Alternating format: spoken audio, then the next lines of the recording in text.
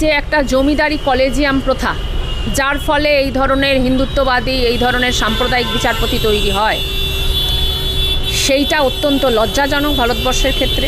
এলাহাবাদ হাইকোর্টের বিচারপতি তিনি বলেন যে এই দেশে হিন্দুরা সংখ্যাগরিষ্ঠ, তাই হিন্দুদের মতেই দেশ চলবে। এ বিষয়ে কি জানাচ্ছেন সমাজকর্মী বর্ণালী মুখার্জি?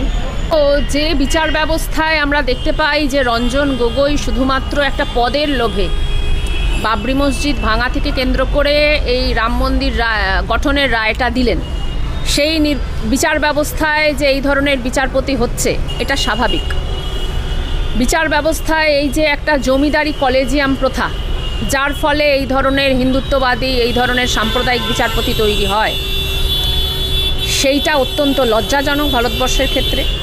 তবে এটাও সত্যি, সেটা হচ্ছে যে বিচার ব্যবস্থায় এই ধরনের বিচারপতিও আসছে যারা এটা বলেছে যে আর মসজিদ খুঁড়ে নতুন করে কিছু খোঁজা যাবে না।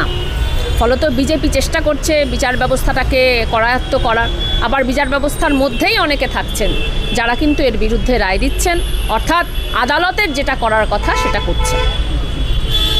যেভাবে দেশ চালাচ্ছে, দেশ কি খণ্ড হতে চাইছে? তাই তো স্বাভাবিক, সেটা হচ্ছে যে বিজেপি চাইছে দেশটা টুকরো টুকরো হোক। বিজেপির এটা নীতি, সেটা হচ্ছে যে দেশভাগ। ভারতবর্ষের স্বাধীনতা সংগ্রামের সময় ইংরেজদের বিরুদ্ধে বিজেপি কোনো ভূমিকা নেয়নি। আরএসএস হিন্দু মহাসভা তাদের কাজ ছিল দেশটা যাতে দুটুকরো হয়। আরএসএস হিন্দু মহাসভার ইচ্ছা ছিল যে সমস্ত মুসলমানরা এদেশ ছেড়ে ওপারে চলে যাক, আর সমস্ত হিন্দুরা এপারে থাক। ওপারটা হবে মুসলিম রাষ্ট্র, এপারটা হবে হিন্দু রাষ্ট্র। কিন্তু সেটা গান্ধীজি হতে দেননি, তার জন্য তারা গান্ধীজিকে হত্যাও করেছিলেন। অতএব তারা চাইছেন যে ভারতবর্ষ টুকরো টুকরো হোক।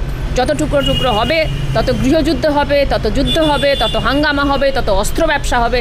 আর আরএসএসের যে এই যে অস্ত্র ব্যবসাকে কেন্দ্র করে তাদের যে মুনাফা, সেটাও হবে।